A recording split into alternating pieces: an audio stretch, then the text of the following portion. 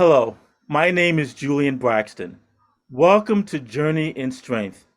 I am so honored today to have as my very special guest the Reverend Dr. Carolyn Ann Knight, who is the founder and president of Can Do Ministries, a progressive, preventative youth advocacy ministry that is dedicated to the cultural, social, intellectual, and spiritual well being of youth and young adults. Dr. Knight is a one of a kind preaching voice for such a time as this. The singular theme of her ministry and message is a better quality of life for the poor and oppressed, particularly women and children. As my grandmother would say, Dr. Knight is somebody's preacher, and I'm so honored to have her today. Dr. Knight, welcome to Journey in Strength. Thank you for having me. It's a real honor to share with you and your audience. Thank you once again. I want to begin how I first sort of heard your name, which was many years ago. I grew up in New York City. I grew up in Washington Heights, but I went to church in Harlem. I went to Greater Central Baptist Church, and my aunt went to Shiloh Baptist Church, who was then pastored by the Reverend Leslie Wainwright. And I remember my aunt saying to me and some other members in the family, "You have to hear Dr. Knight. You have to hear Dr. Knight." And there was a whole buzz around your ministry in the Harlem community. And I was wondering if you could talk about your early days of ministry, which I know started before coming to Harlem, but could you talk about your time in ministry in Harlem and how that shaped you in your early part of your ministry? Sure. Um, I uh, I got to Harlem uh, through my graduate theological education, which was at Union Theological Seminary. I graduated from Bishop College in Dallas, Texas, a historically Black college that had a tremendous reputation for training preachers in the Baptist church. And there seemed to be a kind of trajectory that if you graduated from Union and you were going to theological education, the Union was the place to go. A number of legendary preachers and alumni of Bishop College had gone to Union. And so I followed in that tradition, landed at Union Theological Seminary, and almost simultaneously landed in the presence of Dr. Wyatt T. Walker, who was former assistant to Martin Luther King Jr. And who was the senior pastor of the Canaan Baptist Church. Yeah. Coincidentally, Wyatt Walker had been to the National Baptist Convention, which that year had been held in Denver, Colorado. He met my father in the ministry and my godfather, who told him I was coming to New York City. So my name was being spoken in several places. So when I got to Union, I met Wyatt T. Walker, started attending Canaan, and I guess the rest is history. I remember vividly that we had a student revival that was held at Convent Avenue Baptist Church, where the Reverend Wilson was the pastor at that time. And I preached one night in the revival. Dr. Walker offered me a position as youth pastor. And after that, I just began to preach all over Harlem and all over the New York area, which was very interesting because I was coming, as I said, from Bishop College, where I was the only female in the religion department. And I had only preached one time in 4 years while I was in Dallas, and that was my senior sermon. So I went from preaching one sermon to preaching, as you say, all over Harlem, all over New York. So that's kind of how it happened. Dr. Leslie Wainwright, wonderful man, wonderful gentleman, great pastor, had Dr. Charles E. Booth every year for revival. And I went with Dr. Walker one night to hear Dr. Booth. That began my almost 40-year friendship with Dr. Booth until he passed away. And so it was all just coming together like that. And then Dr. Wainwright and his sister, Ida Wainwright, it was just the two of them. And they were very kind to me. You know, they were a pastor and she was a musician at the church, but they also had a funeral home. Yes, yes, And indeed. so, but they were very kind. I would preach for him on many occasions. And that's, and then as we say, one thing led to another. You pointed out the challenge of being a woman in ministry, and I read something that there was a wonderful New York Times profile of you back, I believe, in the 80s, and one of the things that it pointed out was that at that time, the Baptist Ministers Conference didn't invite women to be part of the conference. And through all of that, you were able to found a church in Harlem. So how did you do that? Amid that adversity. Well, kudos to, again, Dr. Y.T. Walker. Uh, Dr. Walker, I guess because of his role in the civil rights movement, he was a wonderful advocate for anybody who was being treated unfairly, unjustly. And in his mind, that included women. So Dr. Walker never had any problem with me being, like I say, he invited me right away to be the assistant, to be youth pastor, and I ultimately became assistant pastor of the church. But Dr. Walker became a wonderful advocate for me. And what we found out in Harlem, although there was this kind of official prohibition that the New York, the Baptist, I forget what they call themselves, Baptist Ministers Conference of New York and vicinity. Exactly, Yeah, exactly. that's what they called themselves, because people would come from Jersey and Connecticut. But they never had, in my time, they never had a woman as a member, let alone as a participant. So, but I was able to move around Harlem. Like I say, I preached at Convent Avenue several times where this meeting took place every Monday. I did, there were several ministers, I should say, who felt the same way that Wyatt did, and they had no problem with a woman preaching in their pulpit.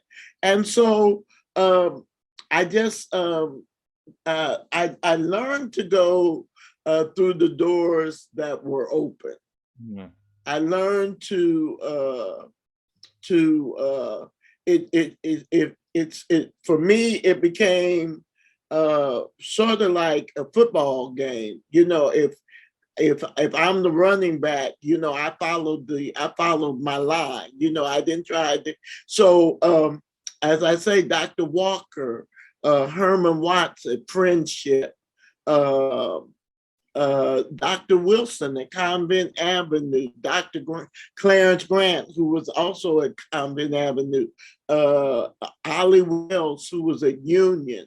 The pastor was a pastor right down the street at First Corinthian. I forget his name now. And then behind us at Memorial, there was a pastor, and none of these pastors had problems with women in the pulpit. So I just kind of got behind them, let them open doors, and then doors continued to open. Certainly Dr. Calvin Butts, Dr. Samuel DeWitt Proctor. Dr. Proctor was perhaps one of, other than Wyatt T. Walker, he was probably my biggest champion in the Harlem and New York community. And so when you have guys like Wyatt T. Walker, Samuel DeWitt Proctor. Like I say, you just kind of like I say, let them open the way, and then you just run through the opening. And Dr. Proctor gave me the best advice that I give to my students today. He said, you just make sure that when we get you in these places, you're prepared. You just make sure you have a sermon written. You just make sure you have something to say. And I always took that advice because he said that once you stand to preach, he said they won't be able to deny you then. He said, he said they won't be able to deny good preaching. So, And your ministry has impacted so many people. And one of the things that I just wanted to point out was that I believe it was maybe about 10 years ago, or maybe even longer than that, your sermon, Built for the Road Ahead, was published in the African American pulpit. And that sermon was really inspirational and inspiring to me. And there's one line in that sermon that I just want to share and read back to you because I think I would love to have you comment on it. And you say in that sermon, we are uniquely created, shaped, and designed to handle anything we face in this life. This has been a really challenging 2 years during this pandemic, and we need that reminder. And I'm just wondering, how have we been built to handle what has been set before us, what we're still in during this racial turmoil that we are witnessing, as well as the pandemic? there is, of course, a backstory uh, to Built for the Road Ahead. I was asked to do, I think it was a 2000 and it was a baccalaureate service for the graduates of ITC. And that was the sermon. It must have been 2005. It must have been May 2005. And that was the sermon that that came to mind. It was based on Isaiah 43, my favorite scripture in all of the Bible. And it had, I did not know it, and we did not know it because it was preached, as I say, in May of 2005. And then in August of 2005, Katrina happened. Mm. And I had several students in Houston, several students in Louisiana, a lot of students in Atlanta, all who were impacted. And I got so many calls, so many emails saying how prophetic that sermon was for that particular time. And here, all this time later, people are still referencing that sermon, and it's just a thought that I had as the scripture unfolded and what God has promised. And as we, as a part of God's creation, I think that we already have in our DNA everything that we will face in life and ministry. Now, that's not to say that the things that we face don't overwhelm us. As you say, this has been a terrible, terrible time. We've been completely overwhelmed by this pandemic. And we really don't know how it's going to come out because we're still in the midst of it. So we've made the necessary adjustments. So I just believe that I certainly, don't know what I was thinking about at the time that I put that in the sermon, but it is something that I strongly believe, and I still believe that that's just the way God has created us. God created us to get through life, and not that life is going to be easy, not that it's going to go through life on a flowery bed of ease, but we're going to get through it. And I think that's what hope is. And I think that's what we have to keep telling ourselves every day of this pandemic, every day of this chaotic time. And it's not just the pandemic, Dr. Braxton. It's the politics, it's the culture, it's it's the shift in what many of us held as just core values of how we live life. And there's been this tremendous shift now. And we're getting through it, and we're getting through it. And we made the adjustments, and and we have to get through it. We have no choice, right? We have no choice. And like I say, I think that's what hope is. Hope says we'll get through it somehow, some way. We're gonna make it. So There's another one of your sermons I want you to comment on, and that is a sermon with the simple question, what makes you shout? I love that sermon. And so that's the question I'm gonna ask you. What makes you shout? well, that's one of my favorites. And basically just I'm going to see if I can remember it now, but basically everything that I say in the sermon, and I think the point that I like the most in the sermon, because I personally would like, I don't know if others would say it about me, but I would like to think that it's true that it doesn't always have to be my blessing. It doesn't always have to be my miracle. I can rejoice when other folks are doing well.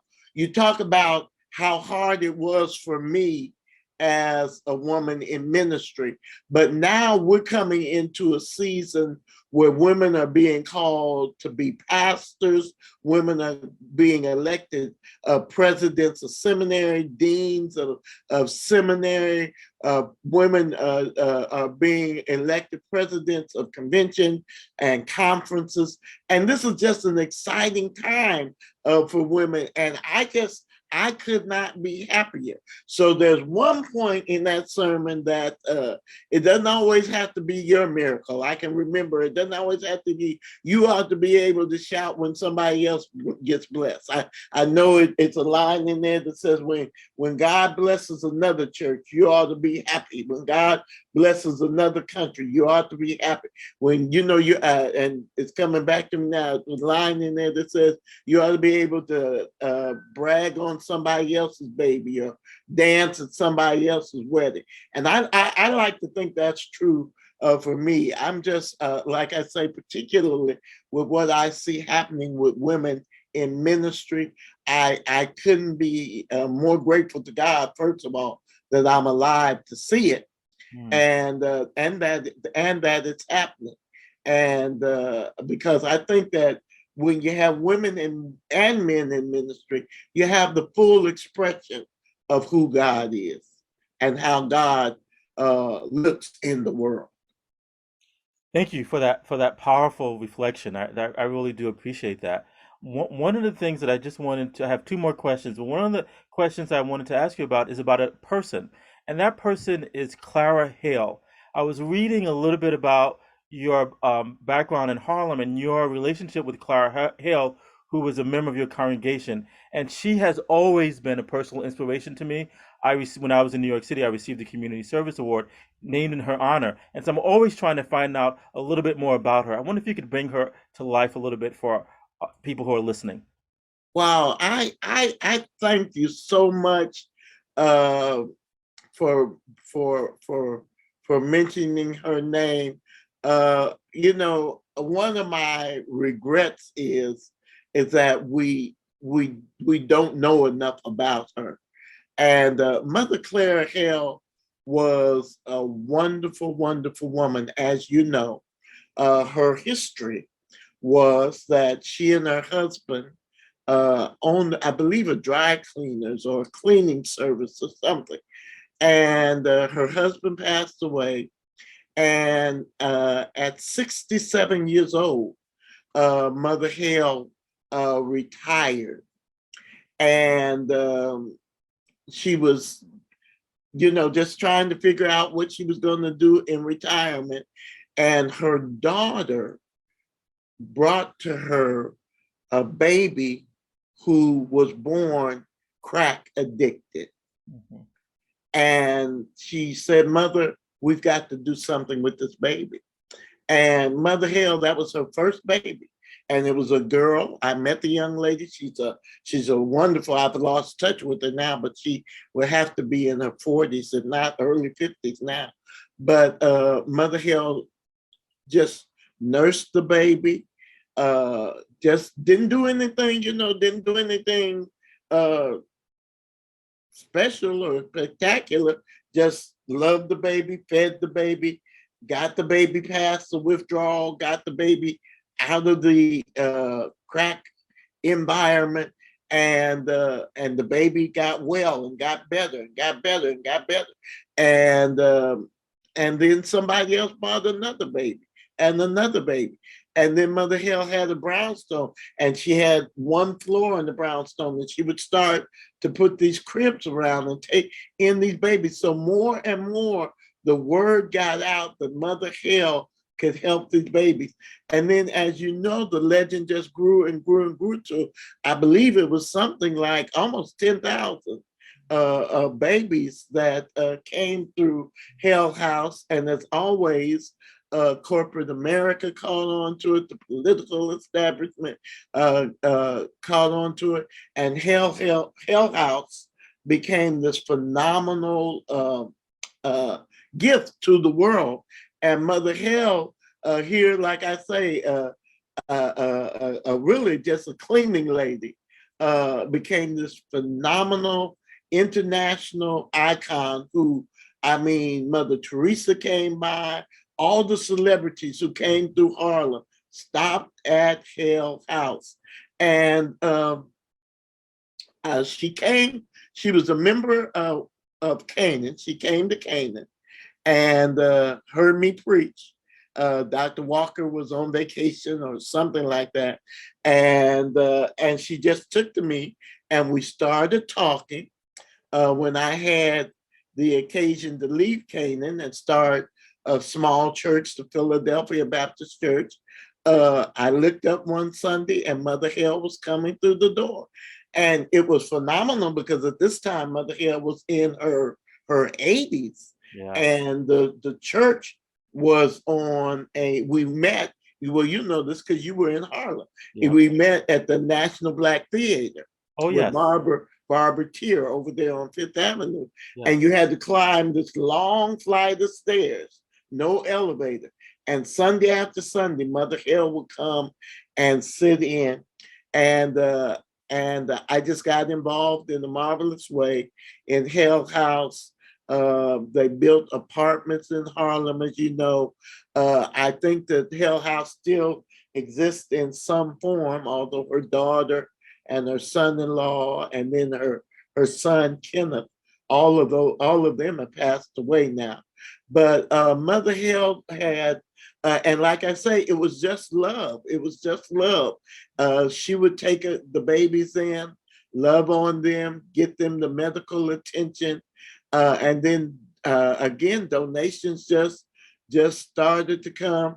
One of the most infamous donations that Hale House ever received came from our previous president, whose name we won't mention, but he was a very, very generous supporter of Hale House. So that's kind of the contradiction, but he was a very, very generous supporter of Hale House. Mother Hale, as will happen to all of us, about 87, her health really started to fail.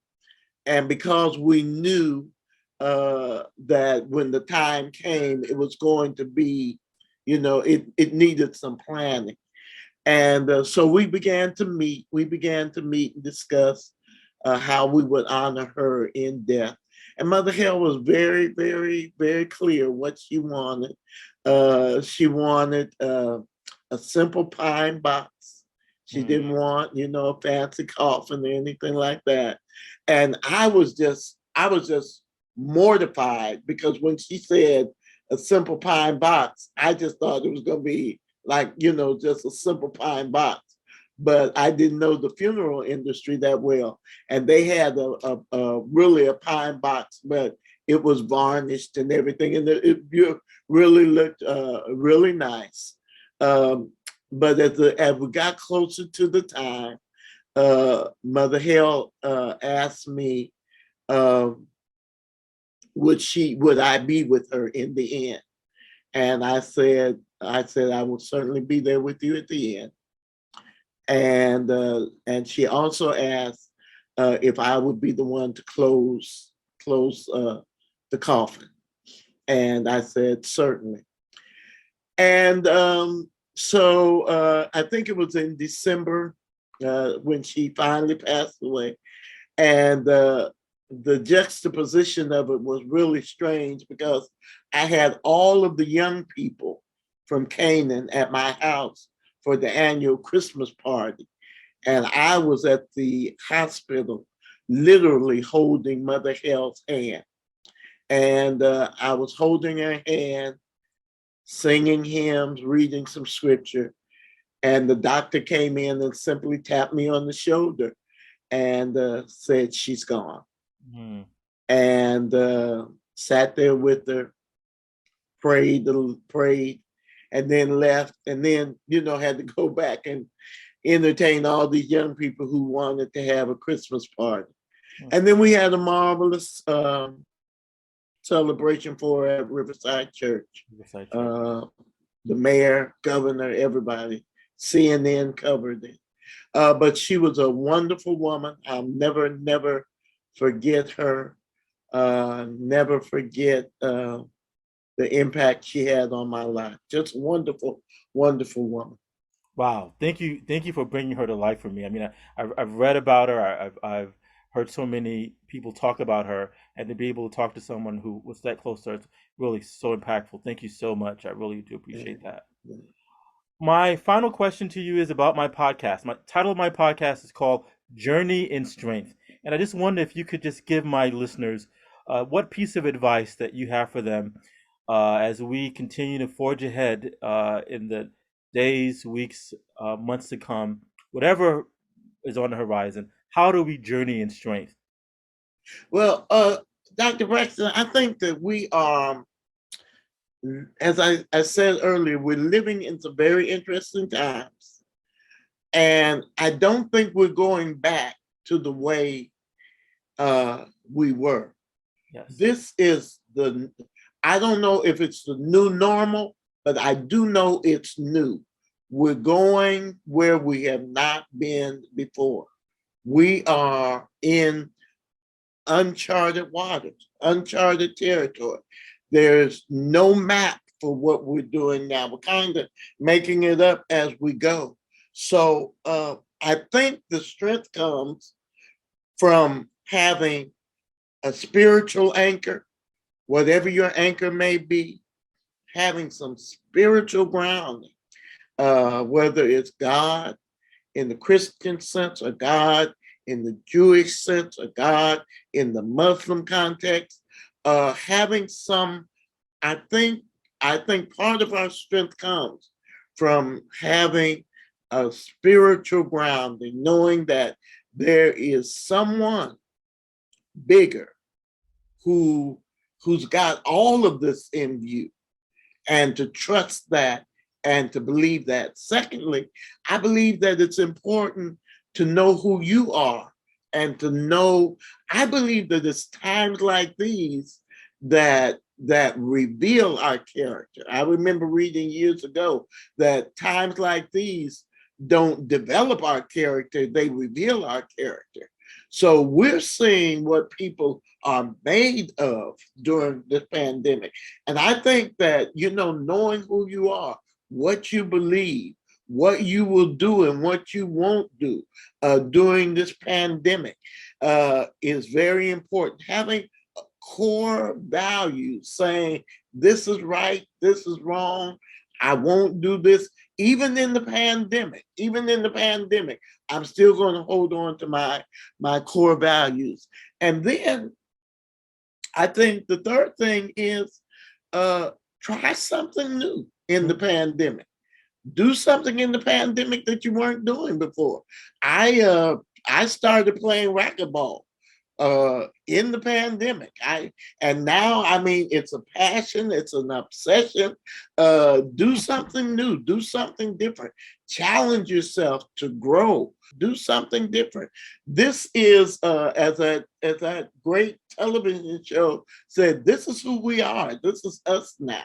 And we've got to learn to navigate and negotiate where we are now. And, I've made a point of making new friends.